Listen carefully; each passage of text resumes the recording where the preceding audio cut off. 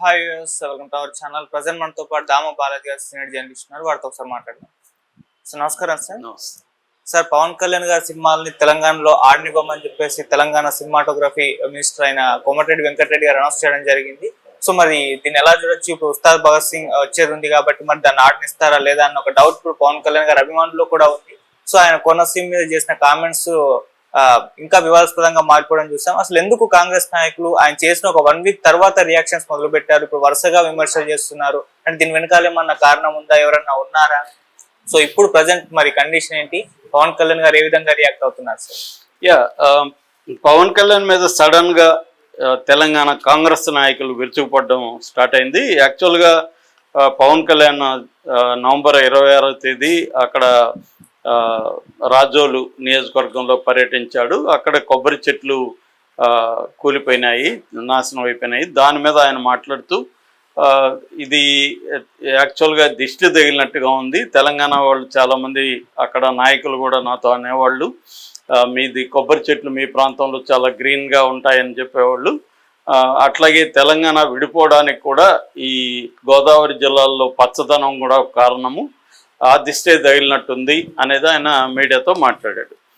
ఆయన ఏమన్నా సరదాగా ఎవరు ఇక్కడ అంటున్నారని కానీ లేకపోతే ఆయన జోక్గా కానీ కాకుండా సీరియస్గానే అన్నట్టుగానే ఆయన హావభావాలు కానీ అన్నీ ఉన్నాయి.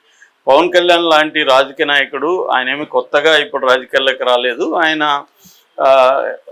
చాలా సీజన్డ్ పొలిటీషియన్ అనే చెప్పుకోవచ్చు. స్పీచ్లు కూడా కొన్ని వందల వేల స్పీచ్లు ఆయన ఇచ్చుంటాడు.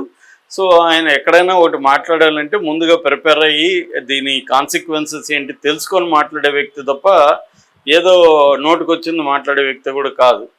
సో అలాంటి వ్యక్తి ఎందుకు ఇది మాట్లాడాడు అంటే ఆయన ఏం ఉద్దేశం ఆయనకి తెలీదా? నేను ఇలా మాట్లాడితే తెలంగాణ వాళ్ళు దీన్ని ఖండిస్తారు, వాళ్ళు హర్ట్ అవుతారని తెలియనంత అమాయకుడా ఆయన ఏమన్నా? కాదు.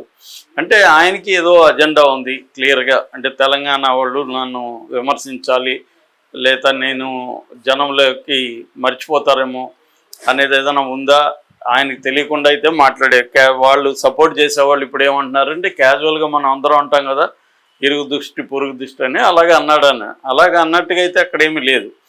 ఎందుకంటే తెలంగాణ కాంటెక్స్టే లేదు అక్కడ. ఇరుగు దృష్టి పొరుగు దృష్టి అయితే అక్కడే ఎవరన్నా దిష్టి పెట్టి ఉండాలి. మామూలుగా అయితే పక్క చైనాల్లో వాళ్ళు పెడుతుంటారు దిష్టి బాగుంది అంటే వీళ్ళు ఆ దిష్టి విగ్రహం, అది దిష్టి బొమ్మలు ఇవన్నీ పెట్టడం కామనే, రూరల్లో ఇవన్నీ ఉంటాయి. కానీ ఒక స్టేట్కి డిప్యూటీ సీఎంగా ఉన్న వ్యక్తి అక్కడికి వెళ్ళి అలా మాట్లాడడం అనేది ఖచ్చితంగా ఆయన తెలిసే మాట్లాడుంటాడు అనేది ఇవాళ ఉంది. దానికి తగినట్టే ఫస్ట్లో తెలంగాణలో కాంగ్రెస్ వైపు నుంచి ఎక్కడా కూడా విమర్శలు రాలేదు. దీన్ని స్టార్ట్ చేసింది వచ్చి జగదీశ్వర్ రెడ్డి, మాజీ మంత్రి, బీఆర్ఎస్. అయితే దాని తర్వాత కాంగ్రెస్లో జడ్చర్ల ఎమ్మెల్యే అనిరుద్ధ రెడ్డి చాలా తీవ్రంగానే పవన్ కళ్యాణ్ గురించి మాట్లాడాడు. అక్కడి నుంచి మెల్లమెల్లగా మళ్ళీ గ్యాప్ కూడా వచ్చింది 2 రోజుల తర్వాత. నిన్న కాంగ్రెస్ నుంచి 3 మంత్రులు, కోమటిరెడ్డి వెంకటరెడ్డి, తర్వాత పొన్నం ప్రభాకరు, వాకిటి శ్రీహరి, వీళ్ళు 3 మంత్రులు, ఒక ఎంపీ చామల కిరణ్ కుమార్ రెడ్డి, ఎమ్మెల్సీలు బల్మూరి వెంకటు, అద్దంకి దయాకరు, ఇలాగా మొత్తం కాంగ్రెస్ వాళ్ళు ఒక్క మూకుమ్మడిగా పవన్ కళ్యాణ్ మీద దాడి చేయడం అనేది మనం చూస్తున్నాం. అయితే కోమటిరెడ్డి వెంకటరెడ్డి ఆయన సినిమాటోగ్రఫీ మినిస్టర్ కూడా ఆయన ఇంకా ఒక అడుగు ముందుకేసి పవన్ కళ్యాణ్ గారిని సారీ చెప్పకపోతే అతని సినిమాలు ఏవి తెలంగాణలో ఆడనివ్వను, నేను ఒక సినిమాటోగ్రఫీ మినిస్టర్గా చెప్తున్నాను అనేది కూడా అన్నాడు. ఇప్పుడు ఆయన వ్యాఖ్యలు వివాదమైనవి. ఇప్పుడు పవన్ కళ్యాణ్ చెప్పింది తప్పని అనుకున్నప్పుడు ఖండించవచ్చు, ఆయన మీద ఏమన్నా కేసులు పెట్టచ్చు, లేకపోతే సారీ చెప్పని డిమాండ్ చేయొచ్చు. కానీ ఆయన సినిమాలు ఆడనేది కరెక్ట్ కాదు అనేది అందరూ అంటున్నారు. ఆల్రెడీ ఇక్కడ జగదీశ్వర్ రెడ్డి కూడా నువ్వు కూడా ఆడనివ్వడానికి జనం చూడాలంటే చూస్తారు అనేది వీళ్ళు అంటున్నారు. ఇంకొంతమంది ఏమో ముఖ్యంగా వైసీపీ వాళ్ళేమో పేరుని నాని మాట్లాడాడు. అసలు మీరెందుకంటే అంత శ్రమ తీసుకుంటాడు, మ్యాట్నీకంతా ఆయన సినిమాలు పోతాయి, జనం చూడడం మానేసి చాలా కాలమైంది, మీకెందుకు అంత శ్రమ అని ఆయన మాట్లాడాడు. అంటే పవన్ కళ్యాణ్ మరి ఇది ఉస్తాద్ త్వరలో రిలీజ్ కాబోతుంది కాబట్టి కొంత కాంట్రవర్సీ ఉంటే మనకి ఇబ్బంది లేకుండా సినిమా జనాల్లోకి వెళ్తుంది అని ఏమన్నా ప్లాన్ చేసి అన్నాడా? అనేది కూడా ఇప్పుడు చర్చకు వస్తుంది. ఎందుకంటే ఈ మధ్యకాలంలో రాజకీయ నాయకులు కావాలనే వివాదాస్పదంగా మాట్లాడడం, వాళ్ళకి తెలుసు మనం వివాదాస్పదంగా మాట్లాడుతున్నామని, ఆ వివాదాల వల్ల తమకేదో ఒక ప్రయోజనం ఆశిస్తారు, తమకి పాపులారిటీ కానీ లేకపోతే తమకి ఇంకేదో ఒక ప్రయోజనం ఆశించి ఆ వివాదాస్పద కామెంట్లు చేయడం అనేది మనం చూస్తున్నాం. ఎవరు ఏమి అమాయకులు లేదు. రాజకీయాల్లోకి వాళ్ళు వచ్చి ఒక స్థాయిలోకి వెళ్ళారంటే వాళ్ళు ప్రతి మాట ఈ మాటకి ఎటువంటి రియాక్షన్ వస్తుందో వాళ్ళకి తెలియకుండా ఏం మాట్లాడరు. సో కాబట్టి పవన్ కళ్యాణ్ కూడా మేబీ ఆశించే మాట్లాడుండొచ్చు. దానికి ఆశించినట్టుగా లేటుగా అయినా కూడా ఇక్కడ ఇదైతే వచ్చింది. ఇక్కడ రెండు విషయాలు ఉన్నాయి. ఒకటి, కాంగ్రెస్ ఎందుకు ఇప్పుడు రంగంలో దిగింది వారం తర్వాత? అంటే ఇదేమన్నా బీఆర్ఎస్ వాళ్ళు కబ్జా చేస్తారని రంగంలోకి దిగారా? బీఆర్ఎస్లో నుంచి కూడా పెద్దగా ఏమీ దీని మీద కేటీఆర్ లాంటి వాళ్ళు కానీ ఎవరు కూడా మాట్లాడలేదు. ఓన్లీ జగదీశ్వర్ రెడ్డి మాట్లాడాడు. ఆ తర్వాత ఇప్పుడు శ్రీనివాసరెడ్డి మాట్లాడాడు, మాజీ మంత్రులు ఇద్దరు. అంతేగాని బీఆర్ఎస్ శ్రేణులు కానీ బీఆర్ఎస్ సోషల్ మీడియా కానీ వీళ్ళెవరు కూడా దాని గురించి పెద్దగా చేయలేదు. ఎప్పుడైతే జగదీశ్వర్ రెడ్డి మాట్లాడినాక కొంత సోషల్ మీడియాలో పోస్టులు కనబడుతున్నాయి. సో ఎందుకు ఇప్పుడు మాట్లాడారంటే, ఒకటి బీఆర్ఎస్ దీన్ని కబ్జా చేసి తెలంగాణ సెంటిమెంట్కి బీఆర్ఎస్ ఒక ఛాంపియన్ లాగా చెప్పుకుంటుంది కాబట్టి దీన్ని తెలంగాణ సెంటిమెంట్ రగిల్చుకోవడానికి ఇది వాడుకుంటుందేమో అనేది ఒకటి ఉంది. లేదంటే ఇక్కడ సర్పంచ్ ఎన్నికలు జరుగుతున్నాయి కాబట్టి ఈ కాంటెక్స్లో మనం కొంత తెలంగాణ సెంటిమెంట్ని రగిలిద్దామన్న ప్లాన్తో కూడా ఇప్పుడు చేసి ఉండొచ్చు. ఇమ్మీడియట్గా చేస్తుంటే అది అర్థం ఉంది. కానీ ఒక వారం తర్వాత మంత్రులు, ఇప్పుడు ఈయన సినిమాటోగ్రఫీ మినిస్టర్ మరి 1 వీక్ నుంచి ఏం చేస్తున్నాడు? పవన్ కళ్యాణ్ చెప్పింది ఎప్పుడో కదా, ఇప్పుడు ఎందుకు స్పందిస్తున్నాడు అంటే ఇదంతా కూడా రేవంత్ రెడ్డి ప్లానే. రేవంత్ రెడ్డి వీళ్ళ దగ్గర ఇలాగ మాట్లాడిస్తున్నాడు తన ప్రయోజనాల కోసం. ఎందుకంటే రేవంత్ రెడ్డి డే 1 నుంచి కూడా తెలంగాణ సెంటిమెంటు, తెలంగాణ సింబల్స్ ఇవన్నీ కూడా కేసీఆర్కి గుత్తాధిపత్యం ఉంది కాబట్టి కేసీఆర్ దగ్గర నుంచి దాన్ని లాక్కోవాలి అనేది ఆయనకుంది. అది ఓపెన్గానే చాలాసార్లు చెప్పాడు కూడా, తెలంగాణ నుంచి నీ ముద్రని చెడిపేస్తానని కూడా రేవంత్ రెడ్డి చెప్పాడు. దానికోసం కూడా ఉపయోగించుకునే అవకాశం ఉంది.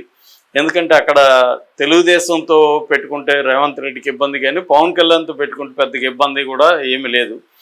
ఎందుకంటే తెలుగుదేశం వాళ్ళు ఎవరు కూడా ఇప్పుడు పవన్ కళ్యాణ్కి సపోర్ట్గా పవన్ కళ్యాణ్ చేసిన వ్యాఖ్యల్లో తప్పే ఉందని ఎవరు కూడా మాట్లాడట్లేదు. పవన్ కళ్యాణ్ మాత్రమే స్పందించాలి, కానీ పవన్ కూడా స్పందించట్లేదు. కానీ విచిత్రంగా జనసేన లెటర్ హెడ్లో కింద సంతకం ఏమీ లేకుండా ఒక 2 వాక్యాల ఖండన వచ్చింది. అదేంటంటే దీన్ని మాటల్ని వక్రీకరిస్తున్నారు, ఆయన చెప్పిన వ్యాఖ్యల్ని వక్రీకరించి మాట్లాడడం కరెక్ట్ కాదు, తెలంగాణ ఆంధ్ర మధ్య సహృదయమైన వాతావరణాన్ని వీళ్ళు భగ్నం చేసేదానికి ట్రై చేస్తున్నారు అన్నట్టుగా వచ్చింది. అంతేగాని అది ఎవరిచ్చారు? పార్టీ అంటే పార్టీ తరఫున అధ్యక్షుడా లేకపోతే అధికార ప్రతినిధి ఏదో ఒకటి ఉండాలి, పేరు లేదు, సంతకం లేదు. అదొక విచిత్రమైన విషయంగా చెప్పుకోవచ్చు. దీంతో కొంత జనసేన స్థానిక నాయకులు వాళ్ళు వీళ్ళు రంగంలో దిగి వాళ్ళు వీడియోలు చేయడం, వాళ్ళు పోస్టులు పెట్టడం చేస్తున్నారు.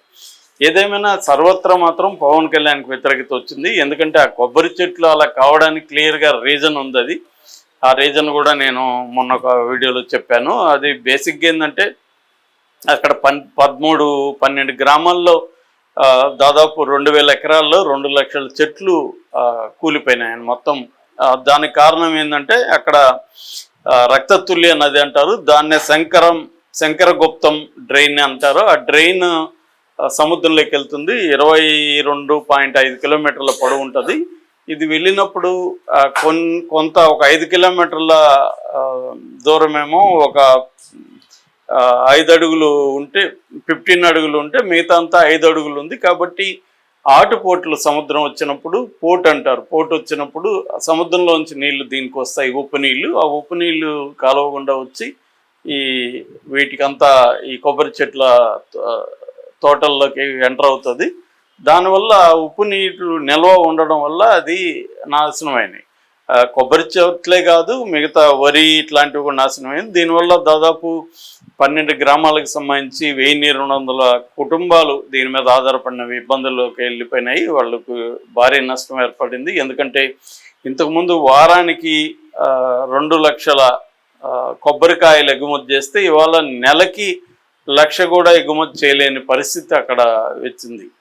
దీన్ని కరెక్ట్ చేయడానికి ఆ డ్రైన్ని డ్రెడ్జింగ్ అంటారు, డ్రెడ్జింగ్ చేయాలి. అదంతా క్లీన్ చేసి డ్రెడ్జింగ్ చేసి లోతుని పెంచాలి.